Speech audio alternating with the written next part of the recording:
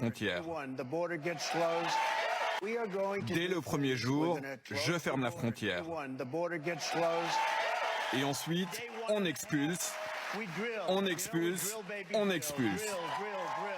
Le candidat promet une expulsion de masse de tous les immigrants illégaux aux États-Unis, estimés à 11 millions de personnes.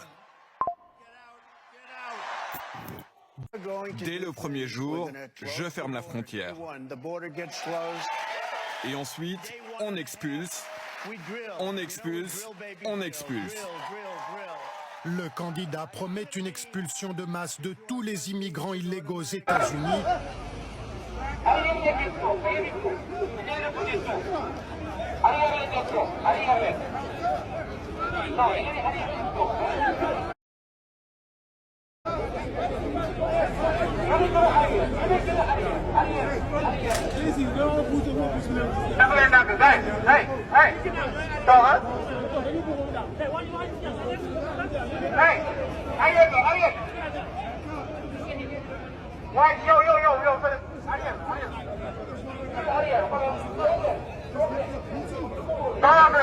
This is a pedestrian only. You're in a public street. Please. Bonsoir et bienvenue sur Dakar 221 ñu leen nuyu bu baax a baax di am mbégte di leen dalalaat ak jàmm ci seen chaîne préférée Dakar 221 ñëw ak yéen ci li nga xam ne nii moom mooy information du jour bokk ci li gën a fës dogal bi Donald Trump jël nekk le président des États-Unis ngir daal di jëlee foofu Sénégal yi nga xam ne ñoo ngi foofu ca réewum États-Unis te seen nekkin foofu jaaru yoon Donald Trump daal di jël décret wala daal di jël dogal ngir daal di leen delloo ci fii ci Sénégal loolu nag. nekk dogal bu tiis bi nga xam ne nii les Sénégalais yi nekk foofu noonu ci États-Unis ñu ngi koy dund actuellement ñoom njàkkare vraiment ci dogal bi nga xam ne nii Donald Trump daal di na ko jël moom nag bi ñu ko investir le 20 janvier dernier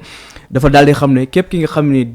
nekkoo doomu États-Unis te yaa ngi foofu ci biir dëkk ba te sa dëkkin jaarul ak yoon di leen fay daal di jëlee loolu nag toll ci 1445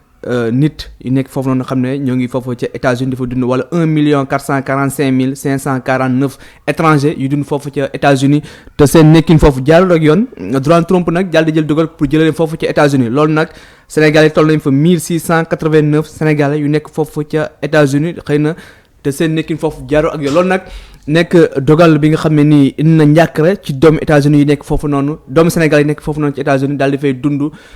te boobu léegi ñu ngi fa xëy na di fa liggéey ki nga xam ne moom mooy Papa Ibrahima Sow moom nekkoon ancien président de l'association des Sénégalais d'Amérique depuis 2014 ba 2018 moom nag daal di ñëw ci dogal boobu noonu xam ne ki nga xam ne ni moom mooy Donald Trump daal di na ko jël moom mu ngi naan nous suivons avec sérénité mais nous sommes préoccupés quand même parce que ce qui se passe,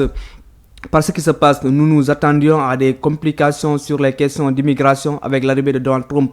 mais pas si vite et pas avec une telle ampleur. Il avait dit que les arrestations et expulsions concerneraient les étrangers coupables de crimes et délits et ceux qui ont épuisé toutes les voies de recours à leur disposition. Mais ce qu'on voit depuis quelques jours maintenant montre qu'il s'attaque à tout le monde sans discernement. Donald Trump nag ci biir campagne bi da doon wax ne que ne bu ñëwee fi nga xam ne ni moom mooy ci réewum États-Unis jiite réew mi dina fexe ba ñëpp ñi nga xam ne nii ñu ngi fay dund te dëkkuñu États-Unis am ay jafe-jafe ci wàllum yoon dañu fay daal di jëlee waaye nag bu mu ñëwee jël nguur gi gis nañ ne dafa commencé si ñëpp bàyyiwul kenn ñi nga xam ne ni xëy na yoon teg na leen loxo wala ñu am foofu jafe-jafe ci wàllum yoon mais sax ñi nga xam ne ñu ngi fa di daal seen doole te dëkkuñu fa ñëpp la Donald Trump daal di jël dogal daal di leen fay jëlee ki nga xam ne nag moom mooy Papa Ibrahima Sow nekkoon ancien président de l'association des Sénégalais d'Amérique moom daal di ne wane njàqare bi nga xam ne ni am na ko ci dogal bi nga xam ne ni Donald Trump daal di na ko jël ngir daal di fay jëlee Sénégalais yi fay daal di dund ki nga xam ne ni moom tamit moom mooy Pape Moussa Sow ba tey daal dina ñëw naan il faut d'abord développer une solidarité communautaire surtout veiller à disposer des bonnes informations en temps réel pour les partager et parvenir ceux qui en ont besoin. Il faudra aussi aider les gens à comprendre la bonne attitude à adopter en situation de crise en tenant compte de ce qui s'est passé la dernière fois, c'est-à-dire durant le premier mandat de Donald Trump. Enfin, il faut déjà anticiper les complications éventuelles en mobilisant des professionnels du droit de l'immigration moom nag mu ngi xam ne que ne actuellement ñëpp ñoo yor a booloo ngir taxaw jàmmaloo ak dogal gi nga xam ne nii Donald Trump daal di ko jël mais nag nañ fexe def le tout ba am information yu baax yi nga xam ne nii dinañ ko jox ñu fa nekk ñoom ñu mën a fagandiku ci lépp li nga xam ne ni mën leen a fekk foofu loonu information yi nag ñoo ngi koy daal di am ci journal bii di l'Observateur ki nga xam ne ni moom mooy Pape Ibrahima Sow moo si daal di ñëw ci nu mu gën a yaatoo Donald Trump nag bu mu jëlee boobu la dogal ginnaaw bi nga xam ne ni investir nañ ko le 20 janvier bi weesu foofu ca États-Unis mu daal di jël dogal gi génne fa ñëpp ñi nga xam ne nii ñoo ngi fa te seen nekkin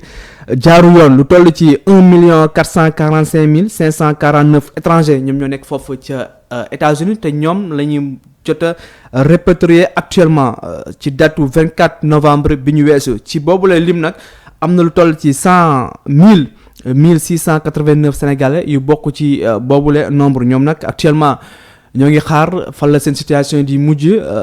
ki nga xam ne ni moom mooy Pape Ibrahima Sow mu ngi ñaan tamit seen njiit yi ñu jug jàppale doomi réew yi Sénégal yi nga xam ne ni ñoo ngi foofu ca États-Unis di fa liggéey actuellement nag xam nañ ne lim bu bëri bu tàkkoo ci ay sénégalais wala ci africain ñoo ngi foofu ca États-Unis xëy na dogal bi nga xam ne ni Donald Trump jël na ko ngir jëlee leen foofu ci États-Unis bu ko jëlee xëy na dina yokkuwaat ci taux de chômage bi nga xam ne nii actuellement mu ngi fii ci Sénégal jeunes yi bëgg am liggéey donte sax bu fekkee ne am na partenariat bi nga xam ne le ministre du travail signé na ko ak waa Qatar lu toll si junni emploi wala ak réewu Espagne ngir xeex li nga xam ne nii mooy wàllum chômage bu fekkee ne tamit dogal bi nga xam ne ni Donald Trump jël na ko ngir génnee Sénégalais yi nekk foofu ca États-Unis ñu daal di recenser ñu toll si 1689 Sénégalais yi nekk foofu ci États-Unis dina ñëwaat nekk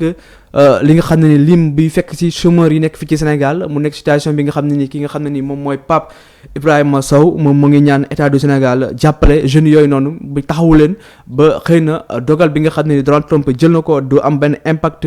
maanaam du gaañ li nga xam ne ni moom mooy dundinu yooyu les jeunes yu dund foofu ci États-Unis mbokk yi di leen jaajëf bu baax a baax di leen jox di daje beneen yoon ci beneen dossier du jour jërë ngeen jëf.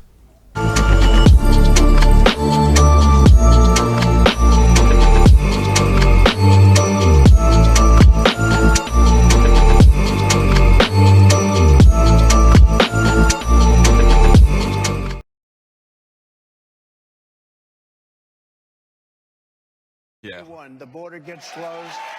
Et ensuite, on expulse, We drill. on expulse, Drill, baby, on drill, expulse. drill. Le candidat promet une expulsion de masse de tous les immigrants illégaux aux États-Unis, estimée à 11 millions de personnes.